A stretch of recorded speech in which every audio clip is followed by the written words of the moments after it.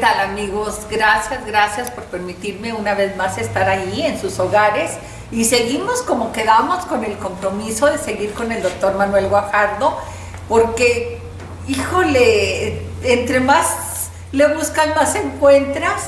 Y doctor, escuchamos tipo 1, tipo 2, creo que como todo en la vida, cuando no estamos metidas en estos temas, seguimos diciendo, bueno, y si hay tipo 1, tipo 2, hay también tratamiento diferente para ambos. ¿En qué consiste? Todo va cambiando en la vida, hasta los mismos tratamientos, los mismos descubrimientos, la ciencia nos va diciendo que todo cambia y que tenemos que adecuarnos, pero hay otra parte, doctor. Cada individuo somos diferentes.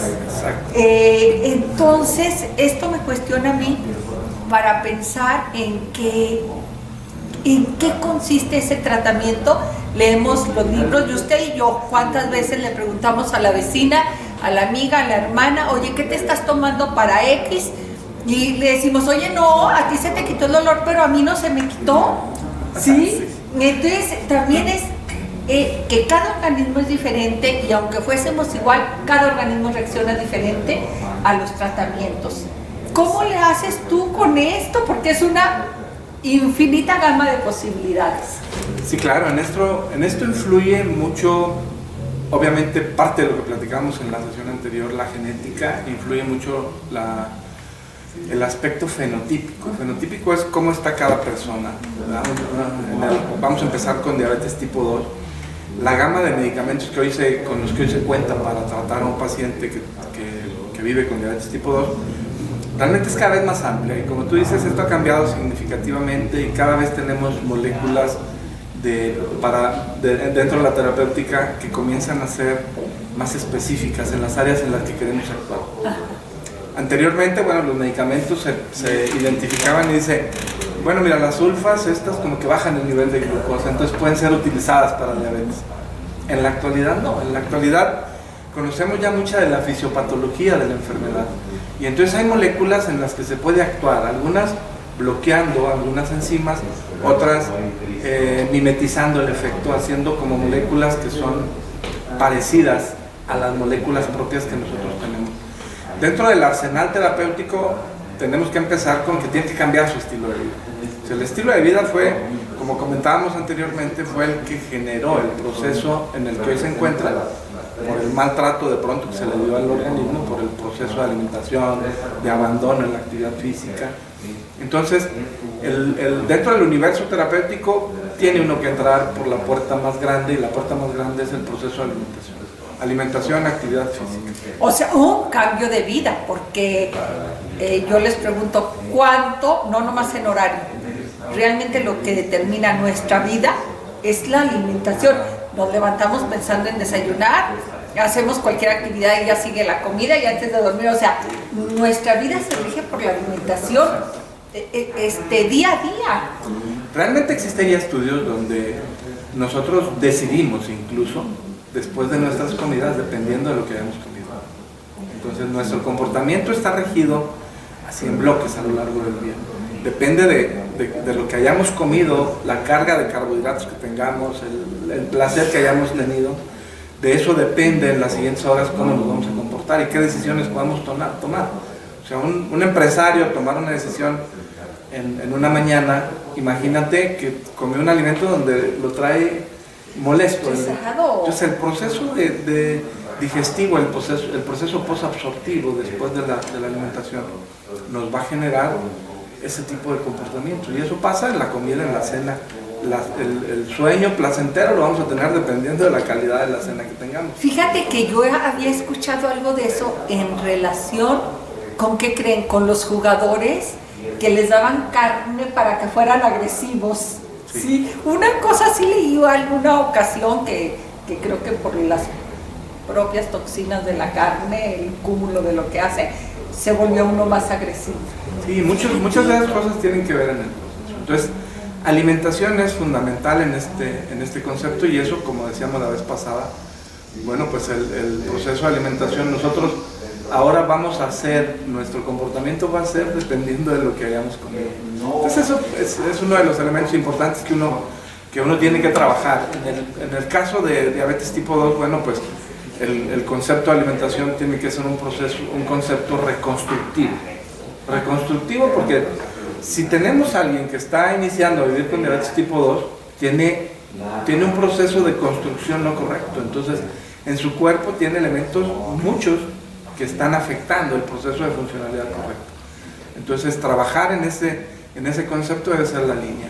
Y de ahí, entonces, tenemos un arsenal que te lo voy a ir explicando, por favor, así como en cascada. Por favor, sí, sí. Imagínate que tenemos un grupo de medicamentos, como el caso de la carbosa, por ejemplo, que se toma y entonces bloquea la absorción de azúcar a nivel del intestino en cierto porcentaje. Obviamente, al no absorberse la glucosa o el azúcar dentro del intestino, queda a merced de las bacterias, se la comen, la fermentan y forman gas. Entonces uno de los efectos secundarios es gas. Y tan incómodo que muy es, incómodo. O sea. No influye en forma tan intensa en el nivel de glucosa, influye un poco, pero influye más en el proceso de educación. Nosotros lo usamos más en el proceso educativo para que el paciente comience a repeler el consumo de carbohidratos abundantes, sobre todo carbohidratos simples, que son los que más ocasionan los síntomas de distensión abdominal. Oye, tú dijiste una palabra, educar. Educar, esa es la base. Híjole, educar, y yo creo que aquí tenemos que estar bien abiertos, usted y yo, porque ¿qué crees? No necesitamos llegar a tener estos problemas o sintomatología o la diabetes, así, la diabetes que damos, como para cuidarme, como para cuidar mi alimentación. O sea, también creo que en esto debe de haber forma preventiva, doctor. En el caso de diabetes tipo 2, muchos de los procesos tienden a ser más preventivos. Si nosotros llevamos una vida saludable en alimentación, en actividad física, tenemos una estructura funcional correcta, el riesgo de que tengamos diabetes en edad temprana es cada vez menor. Así como hemos ido avanzando en el inicio temprano de esta enfermedad, así también uno la puede retrasar. Puede tener la herencia de que su papá, su mamá tienen diabetes tipo 2, porque existen otros tipos de diabetes que son genéticamente determinados, como las tipo MODY, que bueno, ahí no es tan intenso el proceso preventivo, pero en el caso de resistencia a la insulina, por todo lo que platicábamos de obesidad, de malos hábitos, eso se puede retrasar o se puede evitar a lo largo de la vida. O sea, que nos quede claro lo que tú nos decías el otro día, es controlable. Exacto. O sea, 100% es controlable. Quizá, también lo comentábamos, hay que casarse con ello y hacer conciencia. No es que ya baje mis niveles y ya puedo volver a mi vida anterior. Por eso es el cambio de estilo de vida. Exacto. Eso es lo que va a determinar la línea de seguimiento. Entonces, tenemos el primer medicamento que utilizamos para bloquear la absorción. Existen otros medicamentos, vamos a platicar de los medicamentos clásicos antiguos, como las sulfonilureas, donde está la glibenclamida, que es lo que más se utiliza, que está clasificado como un estimulante de la producción de insulina. Estimula la célula beta para que produzca más insulina.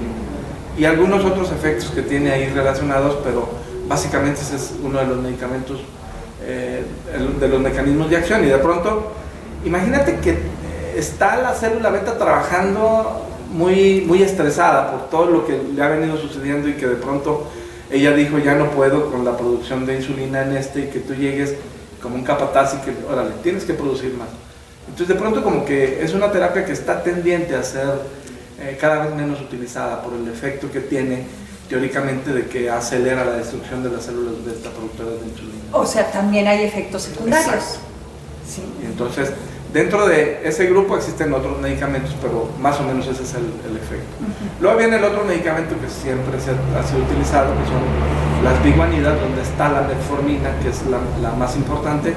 Metformina se siguen encontrando muchos efectos benéficos. Es un medicamento muy benévolo, tiene bastantes efectos, sobre todo en sensibilidad. Alguna gente no lo tolera, pero tiene muchos efectos benéficos en esto. Y el efecto más importante que se le conoce, bueno, pues es que mejora la actividad de insulina. Entonces ya no va a estimular tanto a la célula beta, estimula un poco a la célula beta, pero el efecto más importante es cuando la insulina va a llegar a la célula, favorece su acción mejor. Entonces, al favorecer la acción mejor, hace que el páncreas no tenga que producir tanta insulina entonces para tener el mismo efecto. Y entonces eso, de hecho se está utilizando ahorita más en la primera etapa de la evolución a desarrollar diabetes, que es resistencia a la acción de la insulina, donde la insulina no podía actuar en forma adecuada. Entonces metformina es un buen medicamento en ese sentido. Y puedes, por ejemplo, digo, sin saber absolutamente nada, pero platicándonos tú cómo reacciona el cuerpo, puedes mantenerte toda una vida porque está estimulando bien tu cuerpo, todo lo de la insulina, la producción, todo. O sea, quizá con un solo medicamento vas a poder sobrevivir siempre. En una etapa temprana es muy probable que sí, si hizo el cambio de alimentación. Claro, si hizo... de la mano con el estilo de vida. Ahora, la otra cosa es siempre tratar de buscar, cuando uno identifica a un paciente que está con resistencia a la acción de la insulina y tiene una carga de peso muy intenso y tiene unos hábitos de alimentación muy malos, los cambia drásticamente, se vuelve deportista promedio y está utilizando metformina, cuando comienza, imagínate que lleva la carga, no sé, que tiene 20 kilos de más, tiene una resistencia a la insulina, muchos muy malos hábitos, le corrige los malos hábitos, mejora su peso regresa a lo normal, está haciendo actividad física. El mejor sensibilizador de la insulina, el que hace el mejor efecto, es el ejercicio. La metformina realmente tiene un efecto en ese sentido, pero no es tan intenso como puede ser el ejercicio. O sea, es preferible hacer ejercicio que tomarte la pastillita. Exacto, en algún momento pueden ser combinados, pero el objetivo siempre cuando uno lo tiene en resistencia a la insulina, obesidad, es quitar la obesidad para quitar el medicamento. Oye, fíjate, es que volvemos a lo mismo, es educación. ¿Qué creen? A mí nadie me había dicho, yo hago ejercicio por mantenerme activa, por necesidad en cuanto a lo mental, por cultura, pero jamás me habían dicho a alguien, oye, una de las cosas por las cuales tienes que hacer ejercicio es porque tu papá es diabético, tu mamá es diabético y en automático tú eres prediabética. O sea, la verdad, todos los días yo quisiera así, voy a hacer... No, todos los días digo, tengo que moverme, así es de que darle, ¿sí? Pero es cuestión de educación. O sea, ahorita a mí que me lo estás diciendo, que tengo, realmente sí te puedo decir 20 años o no sé cuánto, haciendo un poquito de ejercicio, claro que yo lo voy a hacer con una visión diferente. O sea, aparte de conservarme, de mis músculos, mi todo, digo, bueno, es para prevenir esta parte. Fíjate, eso deberían de decírnoslo, por favor. O sea, porque con el cuento de que me dicen, haz ejercicio por salud. Pues sí, pero en la salud digo, X. Exacto. O sea, sí es muy importante. Es terapéutico. El ejercicio es terapéutico y más en este tipo de situaciones. Entonces, vamos en esa etapa donde son esos medicamentos. Tenemos algunos otros medicamentos nuevos, un grupo de medicamentos que se conocen como inhibidores del BP4, que también estimulan un poco la producción de insulina sin lastimar teóricamente tanto la célula beta. Existen algunos otros medicamentos más novedosos como son inhibidores o análogos de GLP-1, que es una molécula nuestra que de pronto comienza a no funcionar correctamente y que hoy puede ser utilizada, la mayor parte se utilizan en dosis subcutáneas una vez a la semana y tiene muchos efectos que para ciertos pacientes específicos son muy benéficos, sobre todo disminuye la saciedad, disminuye el hambre, aumenta la saciedad temprana, disminuye el vaciamiento gástrico y tiene algunos otros efectos dirigidos en la producción de insulina. Entonces son parte de los medicamentos para que veas el efecto que pueden tener cada uno de ellos. Luego tenemos algunos otros medicamentos, como por ejemplo, hay medicamentos que nos ayudan a perder azúcar por la orina, que son otros de los medicamentos que hoy estamos utilizando y que ayudan mucho. Si te ayuda a perder azúcar por la orina, tu nivel de azúcar está alto te puede ayudar entonces a perder peso. Ese es uno de los efectos. Oye, ya llevo como 4 medicamentos. O sea, 4 días me estás asustando. O sea, no es nada fácil. No es nada fácil, pero uno debe de ubicar, por eso tú decías, a ver, ¿cómo le hace uno para ubicar qué medicamento va a utilizar para cada paciente? Bueno, pues depende del fenotipo, depende de las características de cada paciente, y yo puedo decir, este paciente, por ejemplo, está muy bajo de peso, pero vive con diabetes tipo 2, entonces a lo mejor voy a utilizar un grupo de medicamentos. Este otro paciente pues tiene una estructura física correcta, pero está debutando con diabetes, requiere otro tipo de terapéutica. Este tiene un sobrepeso no tan intenso, este tiene un sobrepeso muy grande, bueno, pues podemos influir en diferentes. Depende también de su nivel de glucosa al diagnóstico. Oye, ¿por qué? No sé por qué, pero creo que todos, usted y yo, tenemos asociada la diabetes con la gordura. Y ahorita tú dijiste, a lo mejor es alguien que no tiene. Sí, de hecho muchos, por ejemplo, en el caso de los pacientes tipo MODY, que es más genético, casi todos los miembros de la familia pueden estar en diabetes, porque es un riesgo genético directo. Entonces sí, lo tenemos más relacionado con la obesidad, pero muchas cosas hemos relacionado con la obesidad y que también están pasando. Hay gente, por ejemplo, tú has conocido gente que es delgada y que dice, qué bárbara, ¿cómo comes tú tantas cosas y no engordas? Pero uno pensaría entonces que como no engorda, pues su organismo está correcto, pero en la actualidad, por ejemplo, tenemos pacientes con hígado graso y que son delgados, y ellos tienen riesgo metabólico también. Y ni cuenta. Pero también, porque tiene que ver más con su estilo de alimentación. Oye, pero ahorita que dices tú, comen mucho, creo que en algo que también en la educación no hemos puesto la atención suficiente es sobre las cantidades que necesita nuestro cuerpo. Sí, parte de lo que yo te decía de alimentación la vez pasada es, nosotros tenemos tu fenotipo, tu estructura física ha desarrollado un tamaño del estómago acorde para tus necesidades. El problema es que nosotros distorsionamos eso, progresivamente vamos comiendo y terminamos hasta acá con la comida. Ese es uno de los eventos. La otra, obviamente, pues es el tipo de alimentación, porque alguna gente de pronto dice, yo como bien poquito, no sé por qué tengo tanto peso. Sí, pero depende de lo que comas y qué tan frecuente lo comes, ¿verdad? Porque a la hora de que revisamos, una de las cosas, por ejemplo, en niños es muy común que llegan muy gorditos y entonces la mamá dice, es que doctor, casi no come. A ver, ¿pero qué le da? No, mire, pues se come un cereal con leche y luego se come en su colación, se come esto y luego está comiendo galletas, está tomando jugos, está comiendo papitas, está comiendo cosas entre comida y llega a la siguiente comida y ¿qué cree? Casi no come. Pues sí, porque le quitó el apetito en todo ese espacio. Entonces nuestro diseño con esa bolsita que tenemos acá es comer, llenar esa bolsita para tener un periodo posabsortivo correcto. Nuestro diseño metabólico está hecho para que nosotros comamos en promedio 3 veces al día, porque es nuestra cultura, ¿sí? Entonces hacemos nuestra comida y si la hacemos correcta, si yo hago una mezcla de todos los grupos, carne, leguminosas, cereales, verduras, frutas y lácteos, va a haber algunos alimentos que se absorben temprano, pero va a haber otros que son más complejos como las carnes y van a tardar un poco más de tiempo en absorberse.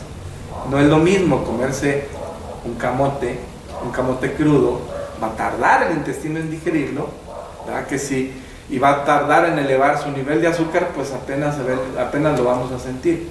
Pero si yo pongo al camote en la cocción y entonces se hace blandito, entonces la velocidad de digestión va a ser más rápida. Pero si y el nivel de azúcar va a subir más. Pero si yo a ese camote además le pongo miel o piloncillo, el nivel de azúcar sube rápidamente y el proceso digestivo se acelera. Entonces, esto mismo pasa. O sea, yo tengo años haciendo mis 3 comidas al día y no como entre comidas. Hago un paquete completo de alimentación, termino a la hora de la comida a hacer mi otro paquete y llego a la cena a hacer mi otro paquete. O sea, realmente hay muchas cosas que se han hecho dentro de la nutrición, tratando de acomodar el proceso de alimentación. Obviamente, alguien que es deportista de alto rendimiento, sí tiene necesidad de comer más frecuente, a lo mejor 4 o 5 veces al día, pero comidas, no colaciones. porque si, cuando revisamos las colaciones, de pronto terminan siendo alimentos de rápida absorción. ¿Sí? Y bueno, lo único que le estamos dando al organismo es ahí azúcar para que siga funcionando. Pero la maquinaria metabólica requiere una variedad más amplia. Y es parte de lo que vamos a trabajar un poquito más adelante con lo que hacemos con diabetes tipo 1. El otro medicamento que yo te quería comentar son las insulinas. El paciente que vive con diabetes tipo 2 no quiere decir que solamente vaya a pasar su vida con estos medicamentos que habíamos comentado. En algún momento el paciente puede evolucionar y entonces convertirse en insulino requiriente. Quiere decir que va a requerir insulina para poder mantener su control. Son aquellos que, como mi papá, que se tiene que inyectar a diario. Y es insulino requiriente, no es insulino dependiente, que vamos a trabajar más adelante eso. Sí. Insulino requiriente, entonces, es un paciente que no ha alcanzado las metas con la terapéutica y que requiere ser ayudado. A veces Con la hacemos... insulina. Y me permites un momento y regresamos. Doctor, y entonces hay pacientes insulinodependientes, creo que lo dije mal. ¿Insulino dependiente? Sí. Y los tipo 2 son insulino requirientes. Requirientes, O sea que requieren insulina para su control. Y en esto, bueno, pues lo platicaremos. para vivir, realmente para vivir, porque si no le dan la insulina... En este tipo de pacientes, si no le ponemos la insulina, va a mantenerse mal controlado. Puede mantenerse así un buen tiempo y lo va a llevar a desarrollar efectos secundarios que ya conocemos como ceguera, como lesiones del riñón, como lesiones en las arterias y las venas, pueden amputar las piernas. O sea, el nivel alto de glucosa lleva a esas consecuencias. Entonces, ¿cuándo hay que insulinizar a un paciente que vive con diabetes tipo 2? Cuando sea necesario. Sí, de pronto... O sea, pero tiene que haber un control estricto. Claro. O sea, ahorita que dices tú todo esto de amputaciones, porque conocemos muchísimas personas que han tenido problemas serios, es por un mal manejo. Exacto. Hay que decirlo, o sea, es por hay un que mal decirlo, control, es sí. un mal control. Exacto. Hay un mal control, no, porque también nos espantamos pensando que a todos los pacientes que van a tener diabetes, un día van a terminar en una amputación, un día van a tener un coma, no, si hay un buen control. Se puede llevar sin ningún problema. Entonces, pero siempre llevándolo en un margen de control lo más adecuado posible.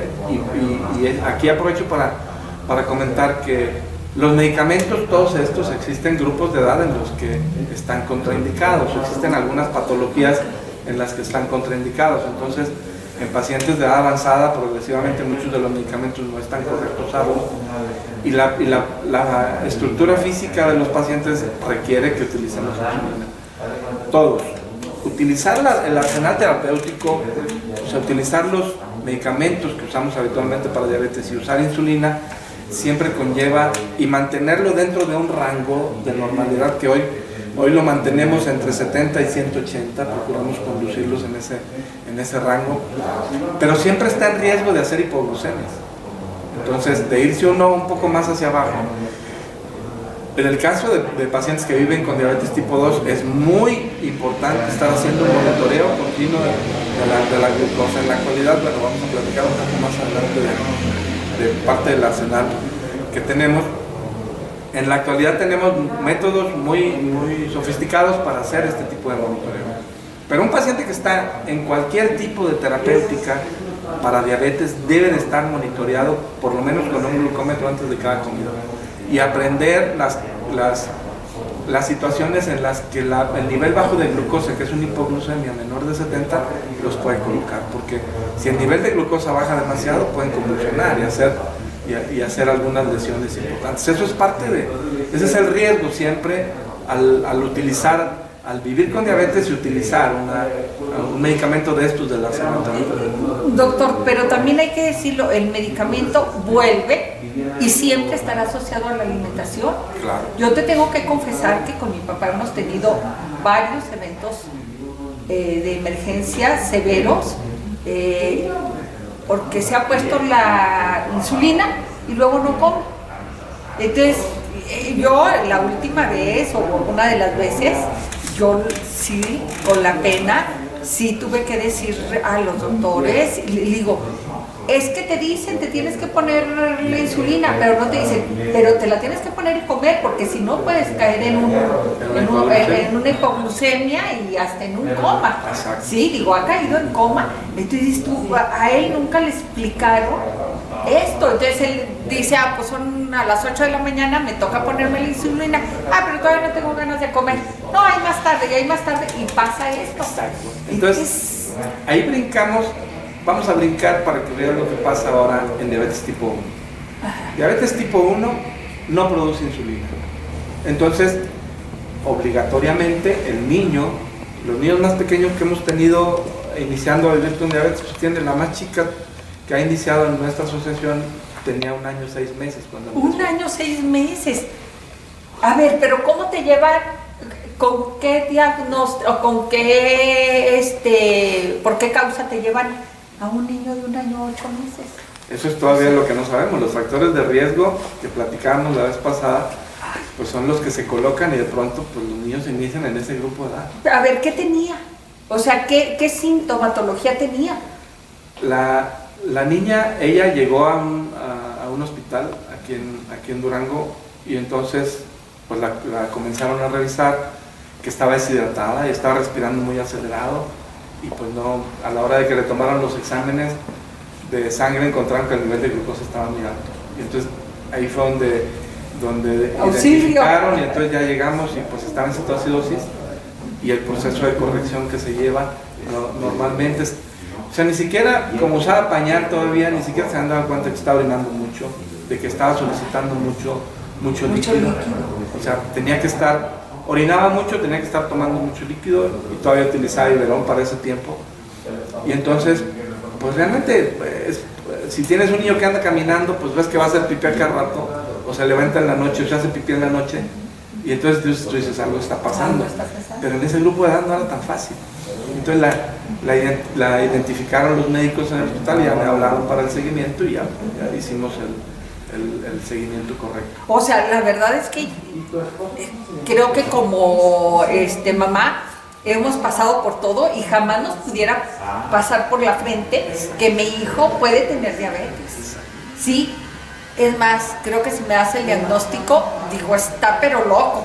O sea, mi hijo de 1 año 8 meses, Sí. como que es que me digas que le picó un alacrán en zona que no hay alacranes. Así tal cual. Eso que tú dices ha pasado siempre con todas las mamás cuando inician, independientemente del grupo de edad. Entonces es parte del reto importante. Dentro del reto de nuestra asociación es llevar un programa de entrenamiento. En cada uno de los puntos que hemos platicado y que seguiremos platicando, tenemos que empapar a las familias. O sea, el cambio de ruta de vida es tajante, es completamente dar la vuelta y reacomodar. Es un reseteo completo de la forma de vida y seguir de frente. Pero imagínate en ese grupo de edad, o en el grupo de edad en el que sea. En el que sea, yo creo que esto es como nos lo dicen en las terapias de duelo, pasa uno por la negación primero, o sea, no es cierto, ¿de dónde saca el doctor esto? Entonces, ¿sí? Fíjate que nosotros en nuestra asociación, o sea, dentro del proceso de integración, punto número 1, entonces, lo que tú decías hace un rato, punto número 1 en la terapéutica de una familia que inicia a vivir con diabetes, porque es la familia, es educación.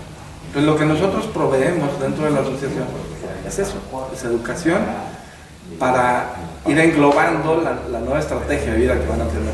Pero tú dices, una educación familiar, cuando usted y yo lo sabemos, y tú también debes de saberlo, que van los hijos y la mamá, y cómo meter al orden a todos los integrantes de la familia. Eso siempre hemos tenido problemas en eso. La mayor parte, te voy a ser honesto, la mayor parte de las familias no están integradas en forma completa en el concepto que debiera ser. Y a pesar de que, bueno, siempre la pregunta obligada de las mamás siempre cuando un niño inicia a vivir con diabetes es, oiga doctor, ¿y los demás hijos? O sea, tienen el mismo riesgo que el niño que lo desarrolló. Entonces ese es parte del punto. Y de pronto cuando pasan esa etapa, y entonces de pronto imagínate que llega la mamá y dice, no doctor, pues es que fíjese que se se comió un jugo, pues es que el hermanito estaba tomando jugo y entonces se lo quitó. Pues sí, pero o sea, no hemos entrado en el concepto completo. Y la verdad es que ese es un punto en el que seguimos batallando todavía para que las familias entiendan ese concepto. Debe ser. Muchos realmente lo hacen. Ahí de pronto... Porque aquí sí, aquí sí es un riesgo familiar, porque está asociado a la genética y está asociado también a tu cultura alimentaria. Entonces sí le hacen bien a los otros hijos. Claro, entonces, o sea, imagínate mis enfrentamientos con los hermanos, porque de pronto llegan los que son mayores que el niño. Claro. Y entonces dice, doctor, pero yo sí puedo comer mi refresco y mis jugos y mis cosas, porque yo no tengo diabetes. Y entonces le digo, mira, no juegues con la vida porque tú estás diciendo algo en lo que estás en riesgo. ¿Qué tal si mañana empiezas? Es una ruleta, o sea, tú tienes que educarte en la secuencia de vida que tienes porque no sabes qué te espera mañana. ¿Sí? O sea, de pronto como que los hermanos, sobre todo cuando son mayores, no son empáticos. Fíjate que cuando son menores y van viendo a su hermano, los menores tienden a abrazar más a los hermanos y hacer las cosas más empáticas con ellos. Sí, el mayor dice, yo ya la libré, sí. O sea, yo ya pasé por ahí. Y ya cuando le comienza a explicar y que son adolescentes, le digo, mira, además, tú vas a tener hijos. El riesgo genético sigue. Aunque sea el tío el que tú. Exacto. Entonces, el ambiente realmente por ahí anda. No es un riesgo tan gigante. Pero el riesgo existe. El riesgo existe. Entonces, pero aparte estamos hablando de una población muy fuerte en México. Y aparte estamos hablando de una estructura. Es una estructura social. La familia es una estructura social. Sigue siendo. Y entre más cerrado esté el círculo en el proceso de control, la vida va a ser mejor. ¿Sabes cuándo realmente muchas de las familias, en la actualidad, bueno, la asociación, yo te quería comentar que este periodo de duelo cada vez se hace más corto, porque batallábamos mucho cuando recién iniciábamos, batallábamos mucho. El proceso de esta sociedad organizada que tenemos, imagínate que un paciente, ahorita en la pandemia pues eso lo hemos restringido, pero un paciente en un hospital lo tenemos en cetoacidosis de inicio de diagnóstico y de pronto el resto de las mamás que ya tienen niños que viven con diabetes llegan a abrazarlos, entonces llegan y le dicen, usted no se preocupe, este es un estilo de vida diferente, este es mi hijo Andretti, ¿verdad? Que tiene 20 años y que tiene pues 15 años viviendo con diabetes y pues está ahorita en un nivel profesional o alguien más va y dice, no, mi hijo mi hija ya es nutrióloga, es enfermera, tiene 15, 20 años viviendo con diabetes, no va a pasar nada. Entonces como que les da una certidumbre, porque ¿sabes cuál es el pensamiento de muerte que los papás tienen, de muerte inminente para el niño en ese tiempo, y que su vida se acabó? Entonces nuestro objetivo como asociación es decirle a la familia, tranquilos, o sea, vamos a trabajar, hay cosas que integrar, pero la vida sigue, y el proceso de integración va a ser igual o mejor que antes. Pero también tienes que trabajar el nivelar la sobreprotección que nuestra naturaleza como padres está. Sí. ¿Sí? O sea, eso lo hacemos, por ejemplo, en nuestros campamentos, vemos que los niños se integran y siempre vamos trabajando, no es mejor uno que otro, ni uno requiere más cuidados que otro, y progresivamente cuando va creciendo hay que hacerlos independientes. Entonces los vamos haciendo independientes de que se chequen su nivel de azúcar. Que sean autosuficientes, que ellos mismos. Exacto. Que se chequen, se apliquen, que cuenten carbohidratos. O sea, dentro de esto, bueno, pues tenemos el arsenal de insulinas que hoy tenemos de tratamiento y que los vamos a integrar en ese concepto. Una insulina como la basal que nosotros producimos y una insulina antes de cada comida. Entonces, básico, un paciente puede utilizar 4 o 5 piquetes de insulina diarios. Checarse su nivel de glucosa, pues básico, antes de cada comida, probablemente después de las comidas, 2 horas después, y en la madrugada. Entonces, en ese concepto es donde se tiene que conducir. No se puede descuidar, porque andar alto va a conducir a riesgo de daño a órganos. Hacer hipoglucemias va a conducir a un riesgo de tener un evento agudo de complicación, como tú dices. Entonces, todo eso es parte de lo que tenemos que enseñar, punto por punto. Tenemos, en la actualidad, dentro del arsenal de monitoreo, tenemos un equipo que es un monitoreo flash, que se coloca aquí en el brazo y con tu celular bajas un programa o un aparatito que te venden, lo escaneas. Este te está checando el nivel de glucosa cada 15 minutos. Y te lo pones y te dura 14 días. A los 14 días hay que cambiarlo. Entonces, bueno, ya es una herramienta para el monitoreo. Claro. Para infundir insulina, hoy contamos con microinfusoras que van desde una básica que solamente infunde insulina hasta la más moderna, que es una Medtronic 670, que imagínate que ya decide ella cuánta insulina pone. Cheque el nivel de azúcar cada 5 minutos. Computarizado casi Sí. ya, o sea, automático. Te lo dice en la pantalla cuánto trae su nivel de glucosa y ella sola está definiendo cuánto te aplica. Lo único que tiene que hacer el paciente es contar carbohidratos. Contar carbohidratos Volvemos a la alimentación. Volvemos. Imagínate lo maravilloso de hoy, que no importa el tipo de terapia que el paciente tenga, tiene insulina, aplicas con jeringa, tiene con microinfusora o tiene con pluma, y entonces, pero está ahí su plato de comida. Un desayuno que tiene un par de huevitos, tiene una tortilla, tiene frijoles, tiene verdura, tiene un pedazo de queso y tiene carne, y tiene fruta. Y entonces lo vemos y la mayor parte de los pacientes lo ven y dicen, bueno, el huevo no cuenta, las proteínas, los leguminosas, los frijoles son 20 gramos, la tortilla 15, llevo 35, la verdura pues son 5 gramos, llevo 40, ¿sí? El queso no tiene carbohidratos y mi plato de fruta, mi taza de fruta son 15. Entonces en ese, dice, tengo 55 gramos de carbohidratos, pero quiero comer un poquito más, le pongo otros 5 de verdura y le doy 2 raciones de verdura. Y entonces tiene 60 gramos de carbohidratos. Con un algoritmo que utilizamos, que se llama ratio, entonces dice el ratio, una unidad de insulina le va a cubrir 15 gramos de carbohidratos. Se va a comer 60, bueno, necesito 4 unidades. Entonces se aplica 4 unidades, espera sus 10 minutos y empieza a comer. Entonces está cubierto lo que tiene. Pero además, fíjate bien lo que hace. Existe otro algoritmo que se llama factor de corrección o sensibilidad. Se checó el paciente. Los 5 pasos importantes que tiene el paciente que hacer es checar su nivel de glucosa. Número 2, contar carbohidratos. Número 3, calcular cuánta insulina se va a aplicar. Número 4, aplicarse la insulina. Y número 5, comer. Esa es la secuencia.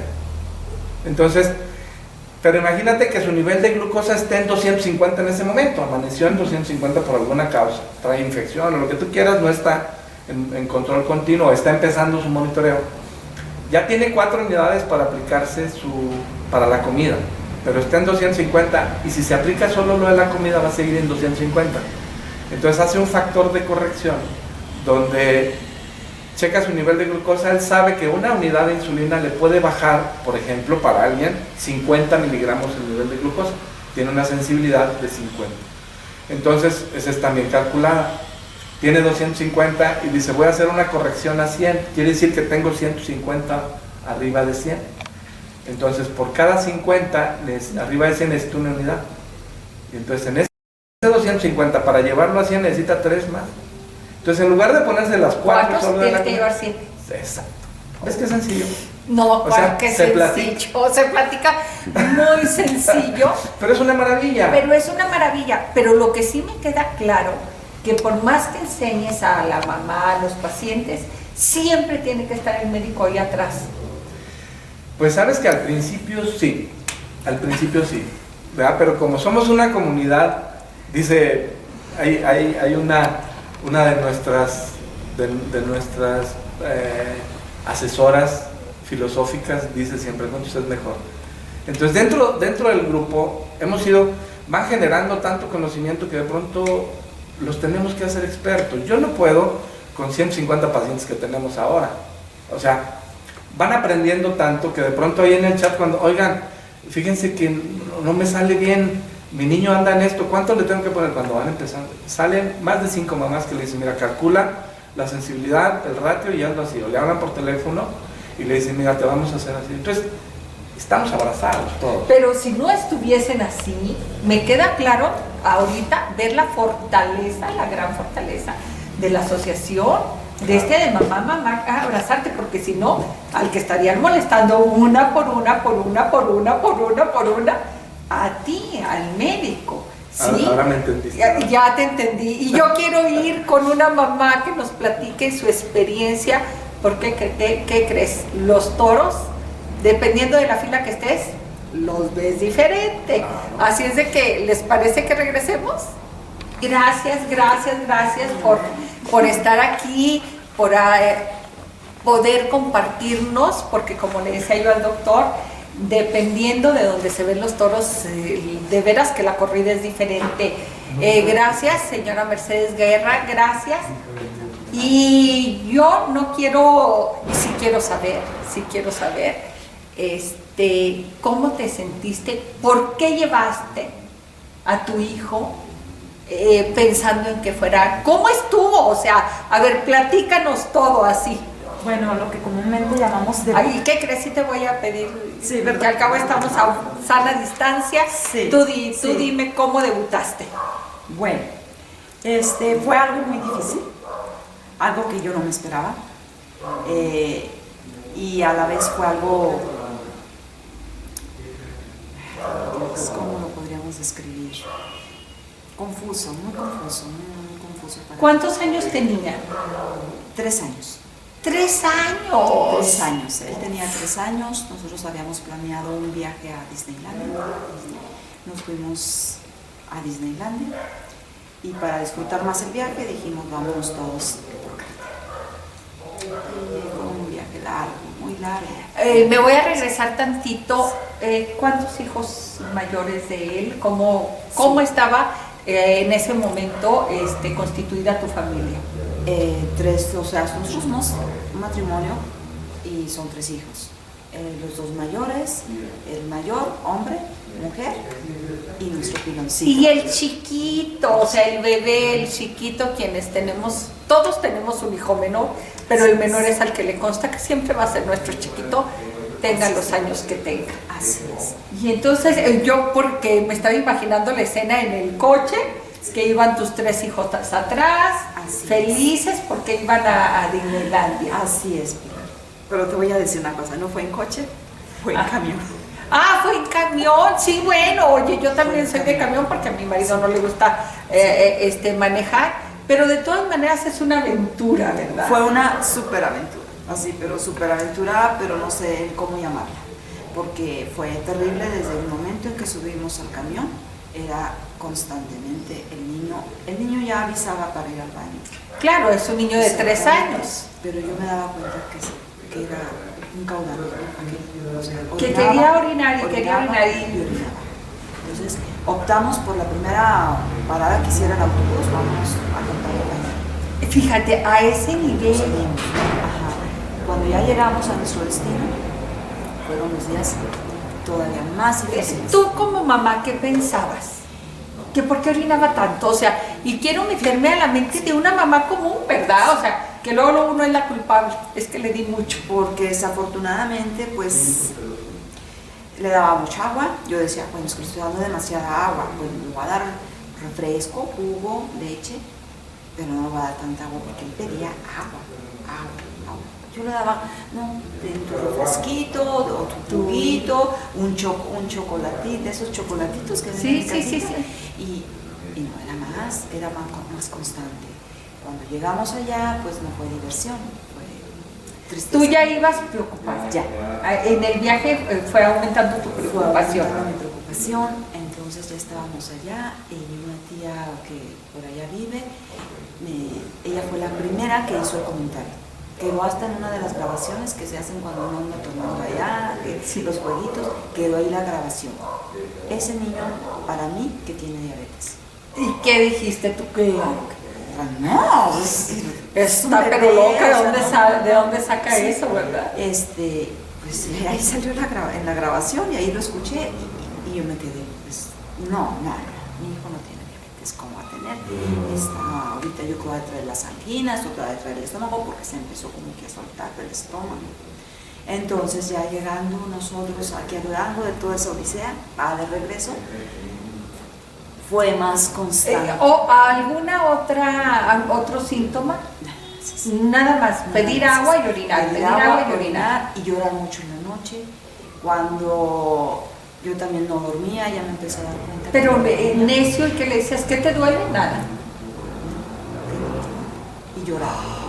Y era muy No, desesperante, porque regresamos, retrocedimos a estarle poniendo pañales, a estarle cargando, lo cargaba mi esposo, lo cargaba yo, lo cargaba mi niño, el más grande, ya nos rotábamos, ya decíamos, pues no disfrutamos nada ese día que fue fatal.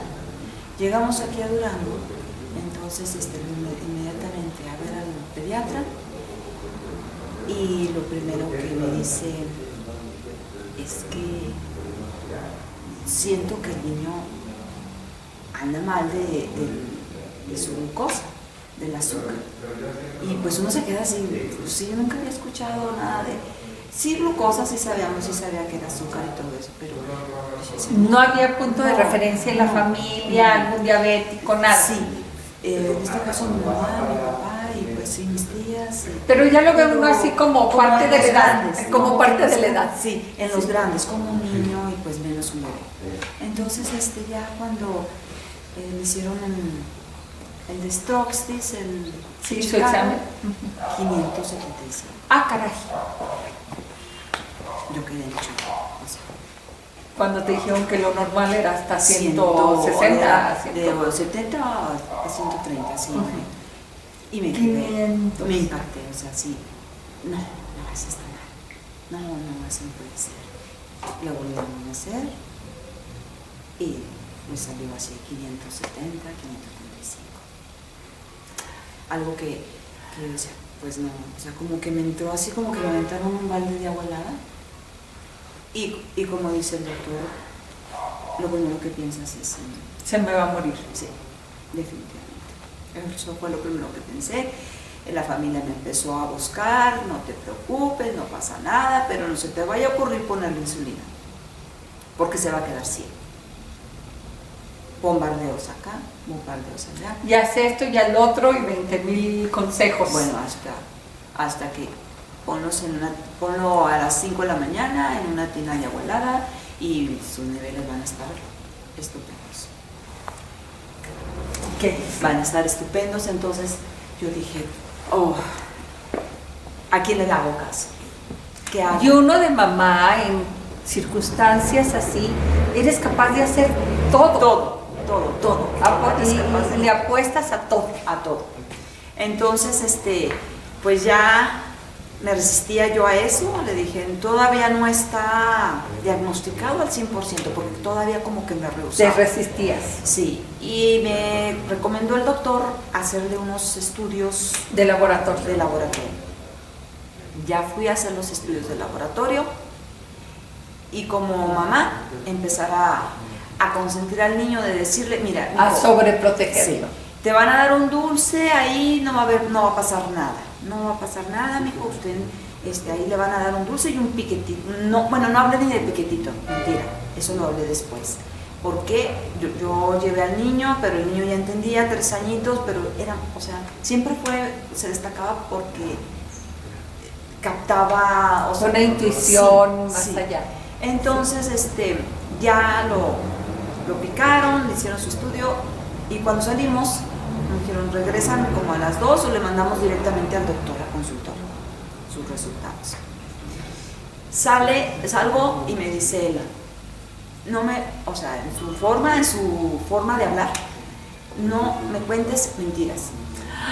Un niño de 3 años, o sea, dime la verdad. Dímela, pero ¿Qué está pasando, verdad? no, dice, no dulce, así, pero él decía llorando, enojado porque yo lo llevé con mentiras. Desde ahí empecé. Sí, yo, porque él entendió que no le habían dado dulce, que había sido un piquete, sí, que lo habías engañado de alguna manera. exactamente, pues desde ahí empieza uno como que la sobreprotección. Sí. Sí.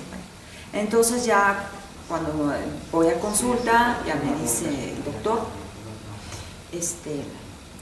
desafortunadamente los resultados positivos, él de hoy en adelante va a vivir con diabetes. Creo que se nos pasó algo muy importante. ¿Cómo llegaste a compartirlo con la familia? Porque cuando escuchamos precisamente la grabación, El video. Yo me quedé así, dije, ¿a quién? Sí, porque mi tía dice eso. Entonces cuando me dicen que trae 535 de glucosa, pues toda la familia empezó a llorar, algunos, mi cuñada, le hablé y me dice, no, es que está mal, están equivocados. Pero tu esposo, ¿qué te dijo? Él andaba como, bueno, fue representante médico, él andaba en otro estado. Ajá. Y como que fue un silencio total, o sea... La negación completa. No, ni siquiera rebeldía, o sea... No, o sea, me dice, mira, tranquila, mañana llego, mañana checamos y hay bastantes pediatras, conozco pediatras. Vamos a buscar uno que nos diga que no es cierto. ¿Sí? O sea, esta es la realidad. Anda buscando uno a alguien que le diga que no es cierto. Exactamente, que te digan las cosas como quieres. Como tú las quieres escuchar. Entonces, ya en ese momento, pues yo empecé a hablarle a la familia, empezaron a llevarme, de hecho me llevaron a una señora que imponía las manos, que para que le retirara todo ese mal, pero yo tenía mi cita el día siguiente para estudios y la tarde para que me dieran el resultado final. Entonces ya el doctor, en aquel entonces el pediatra, me dijo, te voy a canalizar con el especialista. Y recuerdo, mi niña siempre me acompañaba.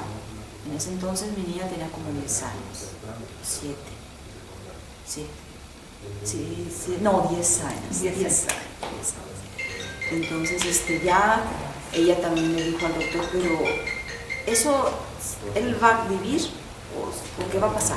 Porque fíjate, o sea, una niña de 10 años, que estamos hablando que debe de haber estado en quinto de primaria, ya hacer presente, qué triste es esto y tenemos que verlo cómo involucra a toda la familia, hacer presente la posibilidad de perder a un hermano. Así es. Y luego pues para ella era como su bebé. O sea, sí, porque uno lo comparte, uno de mamá comparte este amor maternal con sus hermanos mayores. Sí. Y más ella, porque ella decía, yo quiero un hermanito para mi cumpleaños. Su hermanito llegó un día antes de su cumpleaños. Fíjate, y digo, ella ya tenía 7 años para cuando nació su hermanito, que obvio es el mundo de las muñecas, y decía, ya no tengo que meterle un biberón de a mentiras, ahora voy a tener uno para cambiarlo de pañal ya de veras. Así es. Y entonces, pues ya nos quedamos, yo volví a ver a mi niña porque mi esposo pues no me podía acompañar, venía en carretera apenas para darse cuenta o sea, recibir el resultado. Ya venía él en carretera, ya nos hablábamos, pero no había a veces señal. No, y a veces la verdad es que en estas situaciones ni siquiera hay palabras. ¿Qué te puedo decir cuando lo que tengo me está ahogando, verdad? Sí. Así es, y pues ya nos dieron el resultado. Y pues nos dijo el doctor que lo voy a canalizar con el doctor Guajardo. Lleguen con él, ya fuimos. Y para mí fue un bombardeo. Vas a hacer esto, vas a poner esto, te espero tales horas para ponerle la insulina, vas a aprender a picarlo, esto ya va a ser parte de su vida, vas a hacerle revisiones de piquetes antes de la comida, tienes que checarlo también después de 2 horas, volver piquete, y empiezas a recibir tanta información. Porque sí, escuchas al médico, pero también escuchas a todos los demás. A todos los demás. Y a veces, al momento, para mí era como una maraña de muchas cosas. ¿Qué me dijo? ¿Y qué me dijo? ¿Y qué voy a hacer? ¿Y a qué horas? ¿Pero por dónde voy a picarlo? O sea, no te pierdes. Completamente.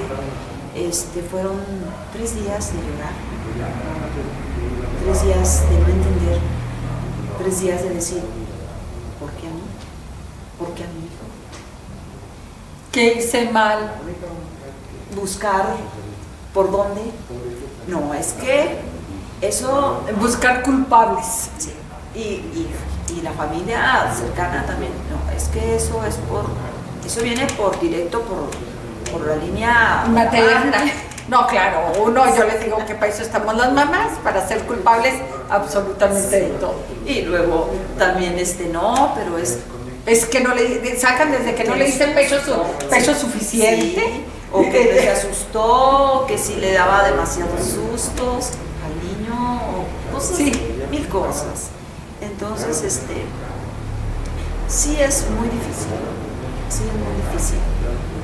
Y te digo, yo duré 3 días Llorando. La casa se volteó al revés. Un jovencito que estaba a punto de entrar a la secundaria, mi niña, ¿Te olvidaste de de ellos? todos, de mi esposo, de la comida, de todo. No sabía. ¿Te bloqueaste en la negación total?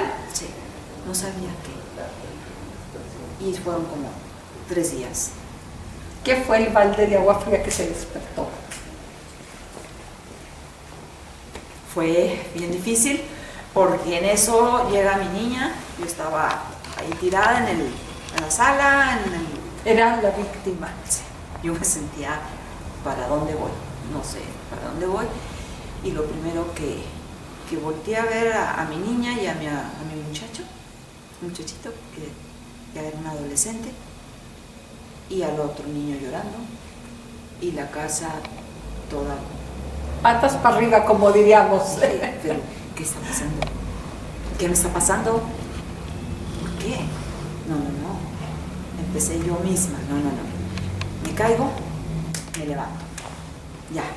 Ya fueron días De llorar, duelo, sí, de llorar. sí. No, aquí en esta casa se necesita seguir funcionando, seguir trabajando, seguir luchando. Y si me tocó esto, es porque puedo con esto.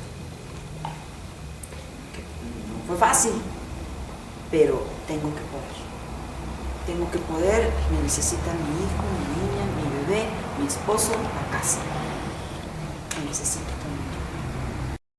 Antes que nada. Sí, tengo que estar bien, porque si yo estoy mal, todo va a estar mal. Aquí tiene alguien que tomar las riendas de todo Esta es esto. una realidad y qué hermoso no lo dices tú porque es una realidad. Yo a veces digo, las mamás no tenemos permiso ni de estar tristes, ni de estar enojadas, ni de estar cansadas, porque transformamos todo el hogar. Sí, es una realidad, pero bueno, es una gran misión. El estar bien para la familia, pero sobre todo para ti. Y te levantaste. Así fue, gracias al doctor. A veces es bueno que nos hablen fuerte, porque siempre queremos que nos hablen, ay no, mira, no, que nos hablen fuerte, que nos digan cómo son las cosas.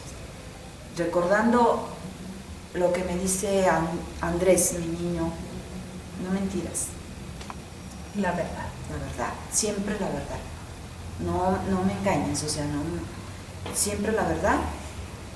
Y es duro para uno porque uno, pues no, yo te voy a proteger, pero es una protección, yo creo, tóxica. Entonces, siempre fue así, caminar con eso. Esto es así y así, y aunque yo recibía también mis regaños, no, nada de así o acá, o es esto, siempre tuve que verlo de esa manera, porque siempre necesitamos a veces de eso. ¿Han pasado cuántos años? Ya 18. 18 años. Ahorita puedes ver la vida de frente sabiendo que estamos en el camino. Así es, y enfrentándola y siguiendo enfrentándose a nuevas cosas. Cuando pasa el proceso de la adolescencia, Andrés, y era pensar, ¿qué va a hacer? ¿Cómo lo voy a hacer? Porque él siempre fue un niño muy destacado en el fútbol. Entonces, porque es lo que me dijo el doctor desde un principio, mira, esto va a ser así, la disciplina de él va a ser lo que es ponerle su insulina, estarlo checando, darle su alimentación, fundamental la alimentación. Es no decir, no va a comer esto, no va a comer aquello, es saber comer, saber agarrar. Aprender, Sí. Volvemos a la educación, regresamos y volvemos a la educación de la alimentación, a romper toda esa enseñanza que ahora sí que vulgarmente, como dicen, mamamos en nuestros hogares y quitar ideas, Sí. porque eran nada más ideas, y ver una realidad de una alimentación. Exacto. Desde que está en la escuela, llevar al niño a hablar con sus maestros, y luego para mí fue difícil porque era cuando entraba a sección maternal, que tenía que llevarlo por cuestiones de trabajo también, tenía que llevarlo a sección maternal y luego tener las maestras escuchándome a mí hablar y confusas. Entonces yo en ese entonces le pedí al doctor, me acuerdo, que fuera al kinder a hablar con las maestras. Sí fue un día de mucho aprender. Aparte que a ellas las enseñó, yo estaba ahí y también seguí aprendiendo, porque nunca dejo uno de aprender, siempre es aprender. Entonces, porque es que había momentos en que a él no lo dejaban salir al recreo o que tomara el sol. No, tráiganlo, acá es que... La sobreprotección. Entonces yo dije, no, esto no está bien, porque también si me lo sobreprotegen va a haber aislarte Sí. de más del grupo. Sí, exactamente. Entonces dije, no, esto no está bien. No, hay que hablar con los maestros, hay que hablar con ellos, hay que decirles, pasa esto, él es un niño como cualquier otro niño. Hay que hacer estos cuidados, nada más fijarse si el niño anda un poquito distraído, preguntarle, ¿gustas un dulce o gustas tratar de enseñar al maestro, más sobre todo cuando están más chiquitos ellos, que no saben para dónde los niños, aunque tienen yo siempre noté, especialmente como mamá y ser muy cerca de Andrés, que él tenía siempre la sensación de me siento mal. Él siempre desde chiquito avisaba. Sí, estoy temblando. Entonces él mismo, yo siempre, el dulce, la galletita, la manzana, la naranja, para una emergencia. ¿Cómo era tu miedo de dejarlo en el kinder e irte a trabajar? No, era fatal, o sea, era pensar de que, Dios mío, si le da una hipoglucemia, es que no, a veces decía yo, no importa que ande alto, porque así me decía el doctor, es que tú preocúpate por mantenerlo, pero por cuando ande bajo, sí tienes que preocuparte, ahí tienes que preocuparte, porque puede caer en una convulsión. Entonces yo decía, ay Dios mío, pues a qué horas. Y estamos hablando en aquel entonces, ¿ya existían los celulares? De puro texto, o sea, no había nada, o sea, sí había celular, pero yo me acuerdo que yo traía uno de esos chiquititos Motorola. Sí, de esos de los Motorola que se cierran y nada más era puro texto, así puro texto, y no, el niño pues no se le permitía nada de eso. Claro. Y no había en los niños en ese entonces, no había. O sea, era darle la bendición. Sí, prácticamente. Y en la bendición yo te preguntaría algo, porque no podemos hacer a un lado nuestra fe. ¿Cómo estaba tu fe? Porque en esos momentos se tambalea fuerte. Sí. Afortunadamente siempre he sido una persona muy creyente y siempre voy de la mano de Dios, siempre digo, Dios mío, acompáñame, y soy muy guadalupana, la Virgen de Guadalupe, o sea, en la casa, en nuestro hogar, casa, católicos, o sea, siempre con Dios, con la Virgen, siempre. Ahí les digo, ella es la reina y Dios es el rey. Entonces, porque sí, así como digo, se tambalea, pero también te fortaleces y tienes donde apoyarte. Creo que eso fue lo que más me fortaleció, mi fe en Dios. Y la fe en que la vida, el destino y la muerte le pertenecen. Exacto. ¿Sí? Más allá de lo que hagamos, Exacto. son de Él. Sí. Sí, exactamente. Mi fe fue lo que me levantó también, porque yo dije, tú me escogiste, tú sabes por qué. Lo recibo, solamente llévame de tu mano, no me sueltes, yo no te voy a soltar. Esa, o sea, mi fe.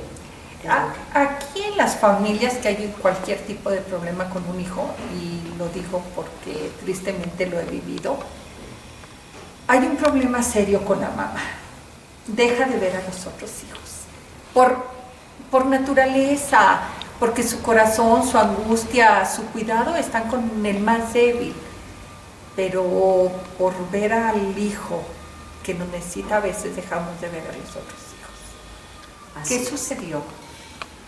Bueno, el doctor cuando nos habló del debut de Andrés, nos dijo, como familia tienen que estar todos de acuerdo. Tienes que involucrarlos a todos.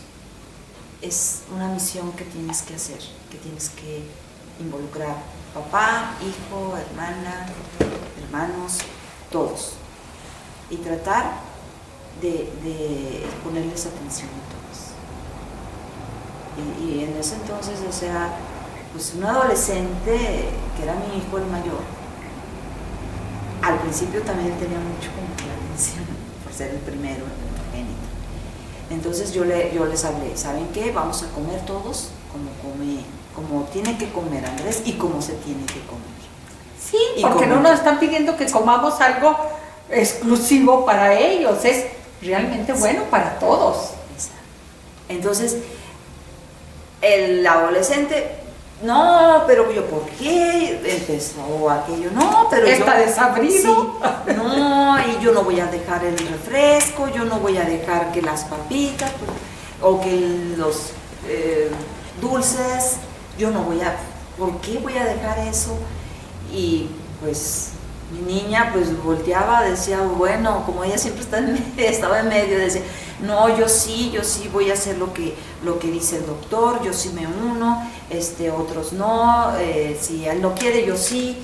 Y luego yo dije, bueno, tú lo puedes hacer. Gran error, al grande. Tú lo puedes seguir haciendo. Ya me encargaré poco a poco de irte encaminando. La mamá que todo lo puede. Encaminando. Y así fue, así a través de estar hablando con ellos, estarles inculcando el ejercicio. Luego tomé a mi niña, dije, te vas, o sea, ella ya estaba en clases de jazz, de baile, siempre le ha gustado todo eso. Al más chiquito acompañarlo a ver qué le va a gustar, porque también no podemos decir, no, tú vas a hacer esto, tú esto, o te va a gustar a ti el... Claro, hay que darles tenis, el abanico sí, de posibilidades, ¿sí? Sí, porque dije, no podemos estar aquí sin hacer nada, tenemos encerrados viendo a ver qué le ocurre al niño. Sí, entonces hay que hacer actividad física, hay que involucrarnos todos, hay que ponernos a hacer ejercicio todos. Aparte pues siempre también me ha gustado a mí el ejercicio, pero como que cuando hay un tiempo en que se casa uno y empieza a criar niños y a poner muchas justificaciones para hacer para no hacer sí, para no hacer, claro. Entonces pues yo aquí empecé a involucrarlos poco a poco, porque no fue fácil, no fue que te sigo, yo hago esto, sino que ya ahorita puedo decirte que al final mi otro hijo dejó también ya de comer mal, él solo se encaminó, empezó a hacer ejercicio, mi hija pues ella siempre nos acompañó en lo mismo, mi esposo pues como yo soy la que hago de comer, pues entonces todos, poco a poco, porque no era de tajo, así no pudo ser, la verdad no pudo ser así. Y hay otra situación en que quizá como los hijos son dependientes de la mamá, los puede uno medio abrazar a todos, pero lo vemos y al rato lo platicaremos con el doctor porque le tengo que preguntar las estadísticas, porque hay estadísticas de cuando hay un problema en la familia con uno de los hijos, aumentan los conflictos de pareja.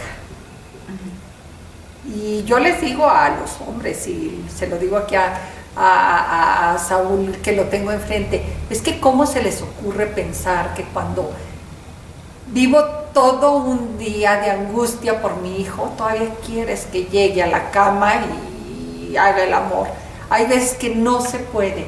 Y esto sí tiende a crear conflicto, porque así como dejamos de ver a los hijos, pero les digo, a los hijos todavía medio los jalamos al paquete, el esposo se siente desplazado, porque aparte él se seguía yendo de viaje Pues, para trabajar y para tener para las medicinas del niño y para lo que quieras, pero me dejas sola con el paquete del día al día.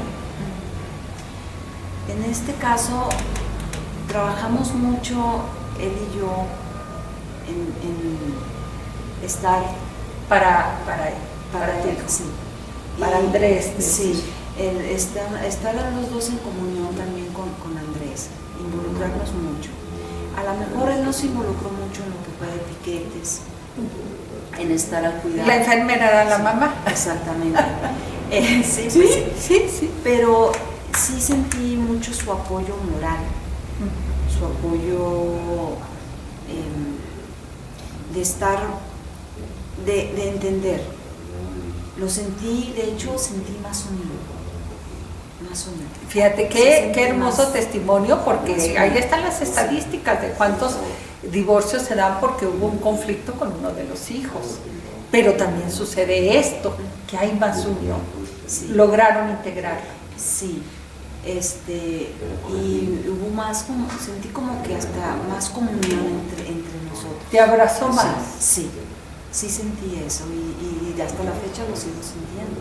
Siempre se involucra en los problemas de todos, o sea, en su forma, pero yo sé que está con nosotros, siempre. Sí. Pasan los años, han pasado los años y han logrado salir, te lo digo porque esta es una realidad, cada quien va tomando su propio camino, o sea, aunque el problema sea de Andrés, tú también tienes que sobrellevar esto y seguir caminando. Definitivamente. ¿Cómo transformó tu vida más allá de mamá, personal, desde tu visión para seguir trabajando, para caminar día a día? Pues siempre pensé que yo tenía que hacer algo importante en la vida. Siempre lo pensé. Siempre creemos que lo importante es lo que me viene como anillo al dedo, así como dice. Lo que me gusta. Sí, siempre. Pero pues las cosas, los caminos de Dios son tan diferentes, o sea, tan confusos y o sea, lo logré entender en el momento en que entendí lo que iba a vivir con mi hijo. En que aceptaste. Sí, en la aceptación. Entonces dije, ese es mi camino. Ni le busques, ¿no? Ni le busques. Este es Por mi otro camino, lado. este es mi camino y mi misión es también dar, ayudar, dar. Estar de apoyo. Estar, exactamente. Entonces me gusta mucho trabajar en esto. Le he agarrado mucho a lo que hago, a la asociación. ¿Cómo te involucras? ¿Ya estaba la asociación cuando empezaste con el doctor? Ya comenzaba, ya tenían ellos ya como 3 añitos tenían. Yo me acuerdo que me tocó ir una vez a consultorio del doctor, pero no, yo iba como acompañante, acompañando a mi hermana que iba a consulta con el doctor y yo vi ahí unos folletitos de la diabetes y todavía no, mi niño todavía, yo creo que le faltarían unos 6 meses para debutar. Los tomé, los vi, empecé a leerlos, los cerré, ¿verdad? Ahí lo dejé todo así. No es mi tema. Sí, no. Pero ya empezaba yo a ver que ya eso existía. Y cuando debuta Andrés, pues el doctor me dice, mira, te invito a que formes parte de la asociación, porque ahí vamos a empezar, estamos integrando niños, somos ahorita, ya en ese entonces había como unos 19, no recuerdo exactamente. Pero sí, ya había poquitos, sí, había poquitos, no tantos.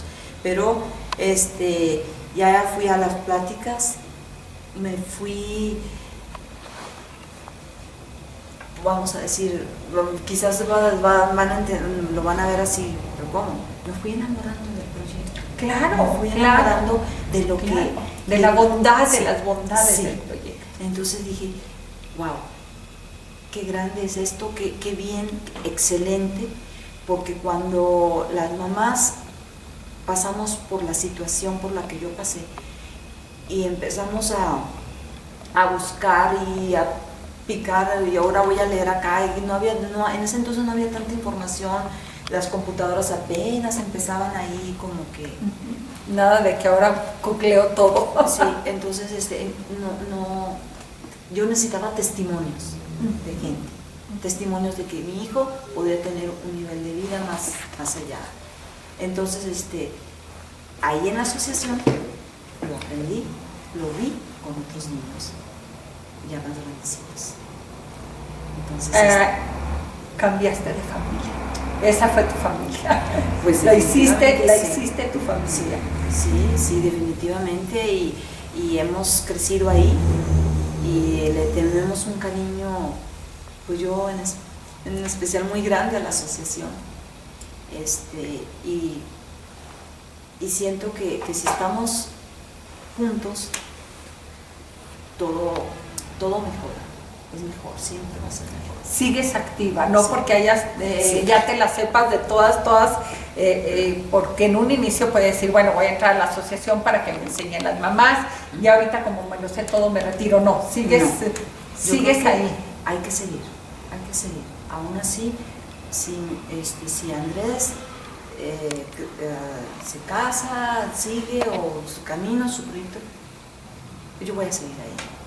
Tengo que seguir ahí hasta que Dios lo quiera. Y hoy puedes ver hacia atrás, a mí me llama mucho la atención, y esto lo digo como testimonio para todos, para ustedes, porque creo que todos podemos ver hacia atrás y nos puede maravillar de decir, Señor, ya estaba en tus planes, tú ya sabías. Por eso tomé ese tríptico, por eso mi tía dijo eso, tú ya sabías, yo no me habías mandado mi requisición de enterado, pero tú ya sabías, ya estaba en los planes de Dios. Porque yo sigo sin creer en las coincidencias, yo creo en las diosidencias, ¿sí? Y que Él nos va mandando señales Sí, antes de que sucedan las cosas. Tan sencillo como que cuando vemos que está nublado, nos está mandando la señal de que va a llover, ¿sí? Lo que pasa es que a veces, pues no nos damos por enterada, como tú. Guardaste otra vez el papelito y ahí lo dejaste, ¿verdad? Así Pero dices, tú era una señal de que era el camino que te esperaba. Así es. Sí.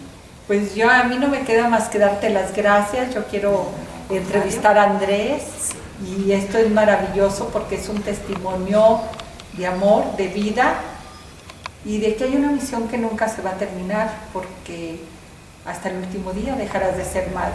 Así es de que, como lo dices, Andrés, no sabemos qué va a ser de su vida, pero tú vas a ser la mamá de él toda tu vida. Así es. ¿Sí? Y estar pendiente, como has estado siempre para los hijos. ¿Sí? Muchísimas gracias, No, al contrario. muchas gracias Al por contrario. permitirnos Al así contrario, Pilar. entrar a tu mundo. Regresamos. Andrés, ya un jovenazo, un muchacho prometedor, sí, espero que no comprometido, más que con el día al día. Exacto, con el trabajo. Yo me quedé con la imagen de ese pequeñuelo de 3 años que nos platicaba tu mamá.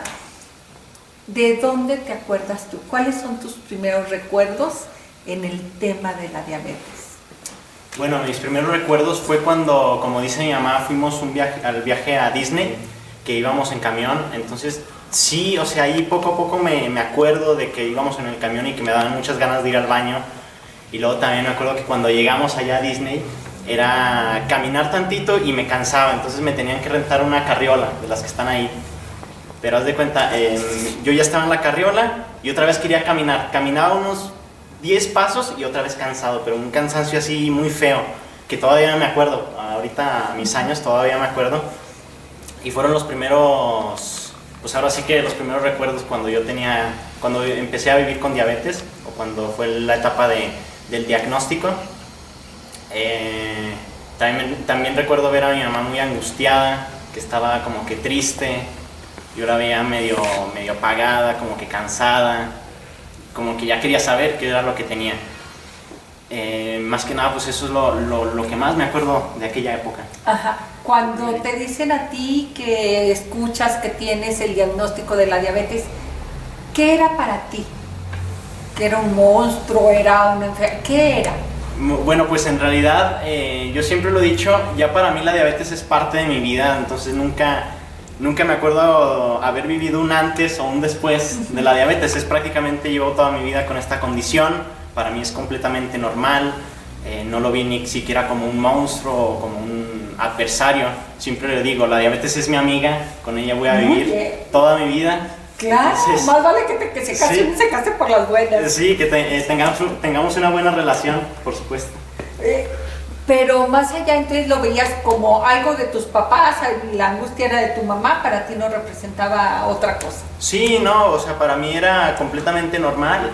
Yo nací ya picándome antes de cada comida, checándome la glucosa, entonces es algo como, pues normal. Los que están mal son los otros que nos inyectan. Exacto. Yo también llego a la reflexión de es como lavarse las manos antes de comer. Tengo que picarme antes de comer y es parte de la rutina. Te voy a hacer una pregunta. ¿Qué ha significado para ti el acompañamiento? Porque las personas van y vienen de nuestra vida, pero así como naciste ya poniéndote las inyecciones, como esto está en tus recuerdos, en todos tus recuerdos. Sí, exacto. El acompañamiento de un personaje, del doctor, ¿sí? ¿Quién era él para ti? Fíjate, es increíble, sigue en tu vida. Exacto. No, y yo creo que va a seguir todavía mucho más, si Dios nos presta vida, salud. Para mí el doctor es una parte muy importante en mi vida, es como si fuera un papá de la medicina para mí, no sé, como un padre, es mi tutor. Cuando nosotros llegamos a la asociación, él es el que nos dio la bienvenida y nos animó a mi mamá también a que me inscribiera en cursos de fútbol, a hacer deporte. Entonces él para mí es como, bueno, te digo, es como un padre. Sí, esta es la realidad. Vi tu video y se los vamos a pasar al final. Me encanta un futbolista. Fíjate, hasta eso le debes de decir. Él dijo, el fútbol también es para Andrés. Sí, que él decía que cualquier deporte que a mí me gustara o me llamara la atención, pues adelante con ese deporte. Mi hermano fue el que principalmente me empezó a enseñar el fútbol, cómo jugar, cómo patear la pelota, entonces también a mi hermano se lo debo el haberme inculcado el fútbol. ¿Y qué sucede, si esto bien es normal para ti, qué sucede en tu comunidad de amigos? Tampoco es andarles diciendo, soy diabético y me tengo que inyectar todos los días. ¿Cómo lo manejas? Sí, bueno, yo siempre he visto esta condición de vida como algo completamente normal. No es como que a cada persona que conozco le voy a decir, oye, vivo con diabetes, me inyecto, déjame inyecto, pues es algo normal. Uno que otro amigo a veces sí le he dicho, oye, pues yo tengo esta condición de vida, pero lo que me ha pasado también es que a veces esos supuestos amigos me llegan a insultar después porque peleamos o algo, me llegan a insultar de que no, pues tú te vas a morir porque tienes la diabetes. Entonces pues no, ya acostumbro no decirles, es algo normal, si se enteran bien y si no, pues completamente igual. ¿Tus ideas respecto a la vida y la muerte han cambiado?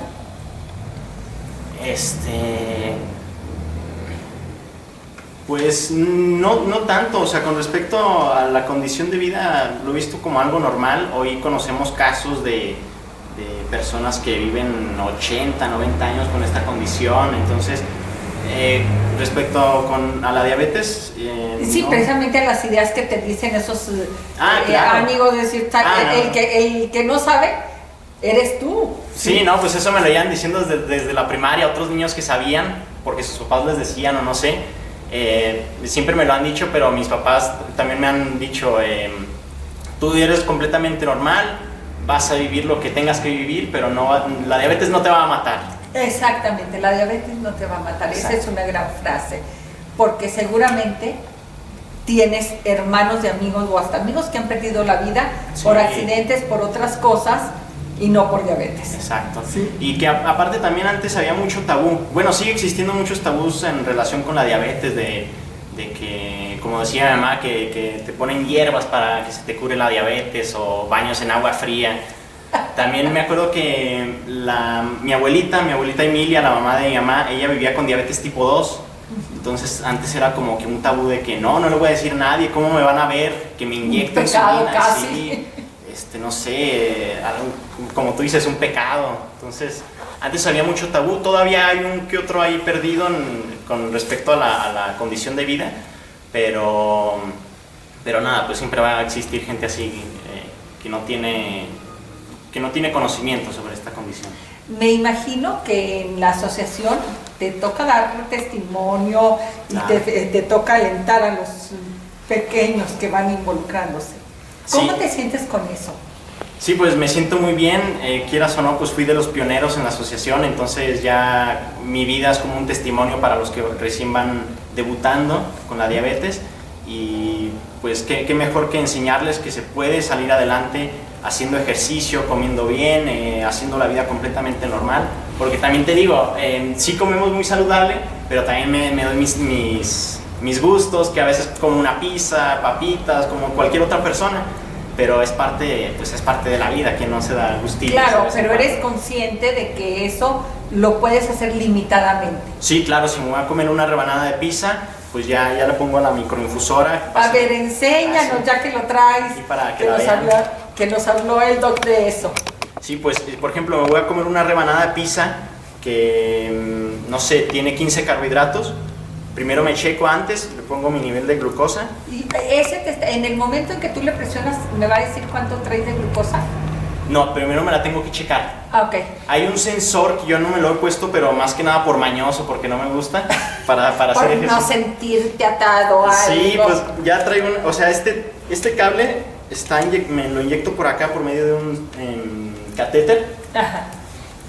Y ahí es donde va para ponerte la insulina. Sí, aquí está de hecho el tubito de la insulina. Ajá. Ahorita ya Ese casi siempre se lo acaba. tienes que traer bien previsto. Sí, bien conectado.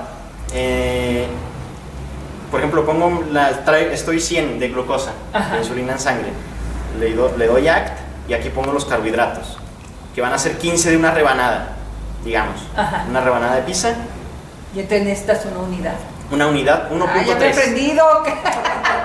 1.3 y ahí le pongo el tipo de bolos cuadrado que me lo administra cada 30 segundos o cada hora, dependiendo como lo ponga. Ajá. Y ahí te inyecta, no te tienes que estar picoteando 20 veces al día. Sí, no, ya no, antes sí, pero la microinfusora llegó a mi vida como a los 11 años, entonces a partir de ahí fue un alivio también, me hizo ser más independiente. Ahora en la escuela también ya me inyectaba por medio de la microinfusora.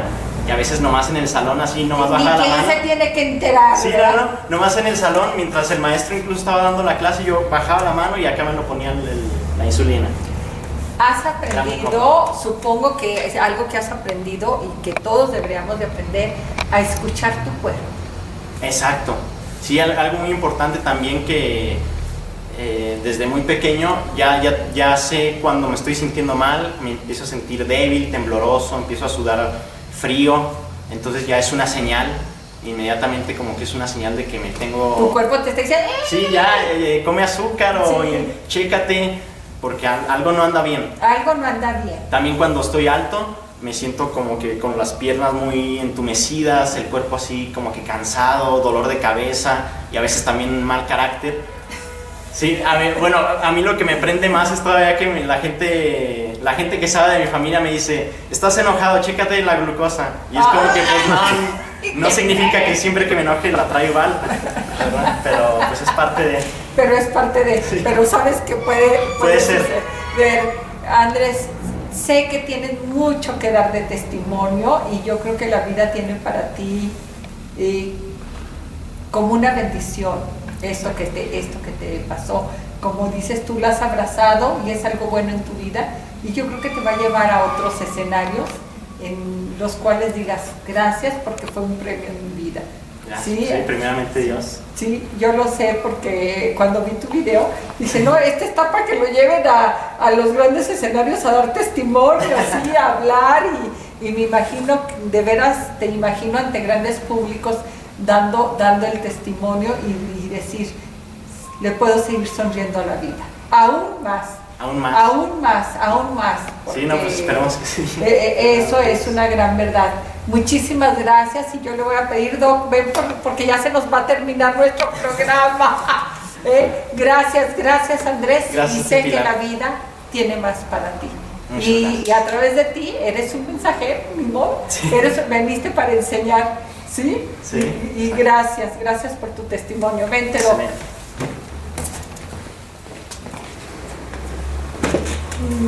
Yo no me puedo imaginar que un solo paciente, me vas a hacer llorar, doctor, que un solo paciente pueda referirse a ti como este tutor, como este padre de acompañamiento, cuando tienes tantos pacientes. Y de todos, sé que te has entregado igual. Mira, yo creo que pues es algo que vas adquiriendo a lo largo de la vida. Yo tuve mi tutor, igual que Saúl. Entonces también el recordarlo también me hace llorar, ¿no? Porque a lo largo de la vida yo creo que el aprender de los tutores, aprender a ser tutor, yo creo que ese es uno de los puntos importantes que no debemos de perder. Vida es vida. Entonces a la vida hay que darle los matices que te van a hacer sentir correcto. Yo estoy sentado aquí pues gracias a mucha gente que fue colocándose en mi camino y que me fue abriendo las puertas y que me llevó a este lugar. Entonces yo creo que una de las partes de la vida que uno tiene que hacer es la tutoría. Si no aprendemos a ser tutores, primero de nosotros mismos y después de los demás. Entonces en ese sentido es trabajar en el concepto que más te haga sentir bien. De pronto, lo que platicabas con Andrés, algunas de las cosas, mucha gente puede pasar la vida y nunca encuentra su forma de vida correcta. Su misión. Su misión. Sí, ¿a qué venimos? Entonces en ese sentido es trabajar en muchas áreas. Yo creo que una de las cosas importantes en los que uno se coloca cuando estamos en la especialidad en México es, pues estás embelesado y vas creciendo. Yo estaba contemplado para irme a hacer una especialidad más a Estados Unidos y pues hubo algunas situaciones ahí en México que hicieron que no me fuera. Siempre desde que yo me fui, la idea era que me iba a regresar, pero de pronto como que te embelezas en ese ambiente y de pronto te vas perdiendo. Y llegó un momento en el que, reanalizando eso, tuve un secuestro express allá y ya estaba casado y tenía una hija. Entonces reanalizando dije, ¿qué hago aquí? yo tengo parte de mi misión. Yo creo que la misión importante en la que yo siempre estaba pensando es, primero mis papás, ¿verdad? Que pues el trabajo que hicieron para que yo estuviera haciendo lo que estaba haciendo en ese momento y voltear a ver y decir, pues allá está mi familia, tengo que trabajar. Y entonces pues automáticamente cuando llego, pues estaba mi papá biológico, pero también estaba mi papá de la medicina, que fue el doctor Alba. Y entonces, pues realmente el halo del doctor Alba era muy grande, entonces la gente, pues muchos nos vemos como hermanos porque somos del mismo papá. Ahí trabajamos en ese concepto y pues yo fui abrazado, igual cuando llegué por todo ese halo que rodeaba al doctor y pues mucho por mis amigos, pero los que estaban hacia la vanguardia, pues era todo ese grupo que él ya tenía insertado. Entonces a la hora de llegar a insertar y pues comenzar a trabajar, de pronto pues comienza a ver las necesidades. Yo tuve la fortuna de que en el hospital infantil, pues por circunstancias hice mi tesis en diabetes, en pediatría. Me inserté en endocrinología, el doctor, el jefe del departamento, pues me recibió ahí súper bien. Me tocó inaugurar la primera clínica de diabetes en México, en el hospital infantil en México, en los programas de entrenamiento. Entonces, pues lo único que vine a hacer es lo que yo había aprendido en el programa de entrenamiento y venir a entrenar a las familias en ese sentido. Característicamente cuando llegué, solamente un solo paciente de los que había se integró a la asociación. O sea, antes de que yo llegué hacia atrás, solamente un paciente se integró a formar parte de la asociación. O sea, a los demás no les interesó. Todos los demás fueron integrándose. Los que estaban analizando lo que había pasado, pues la mayor parte fallecían muy temprano. Entonces, no había una población de pacientes niños tipo 1, porque pues las consecuencias de su debut o las consecuencias del seguimiento de la enfermedad los llevaban a fallecer. Entonces, pues fuimos creando la estrategia progresivamente. Los niños se hospitalizaban muy frecuentemente en ese concepto, y pues hoy te podemos decir que después de 21 años nuestros pacientes no se hospitalizan. Híjole, ese yo creo que es un gran logro para ti en lo personal, para Durango, para la sociedad de Durango. Pero yo creo que es de presumir y de agradecerle a la vida esta oportunidad. Decir, si te pusieran a hacer un conteo de cuántos días de hospital le has ahorrado a los niños, sería muchísimo, pero ¿cuántas vidas siguen recorriendo nuestro Durango? Es más. Sí, yo creo que son cosas que hay que irlas teniendo. Yo creo que el pensamiento debe seguir estando en cuántos nos faltan. ¿Cuántos nos faltan? Y el día al día, no estar pensando en cuándo se va a terminar esto, ¿verdad? Sí, lo que tú decías hace un momento con Andrés, es uno voltear. Yo de pronto volteo y veo a ese médico, yo recién egresado del hospital, y yo creo que pues lo único que tienes que hacer es darte gracias a ti mismo, ¿verdad? Por haber tomado decisiones correctas y de ir siendo conducido siempre Dócil, en esa dócil por la vida. Sí. O Dócil sea, ir, por la vida. y aprender e ir siendo sensible en el concepto en el que necesitamos. De pronto sí, la asociación necesitaría un equipo muy grande, ¿verdad? De muchas cosas que se requieren de estar vigilando en las áreas. No lo tenemos, pero la verdad es que lo hemos ido haciendo con nuestro grupo. En la actualidad, bueno, pues ya tenemos ahí nutriólogas, ya tenemos enfermeras, ya tenemos algunos otros, y dentro del grupo de la asociación, bueno, pues se va generando un ambiente de ese que decíamos, de cerrar los brazos y de abrazarnos entre todos y de conducir cada vez más adecuadamente el proyecto. Doctor, muchas gracias. Creo que te acompaño para voltear y ver a ese jovenzuelo que regresó de México y decirle, abrazarlo y decirle, lo has hecho bien, lo has hecho bien. Gracias, Doc. Gracias a ustedes. Y vemos el video de Andrés.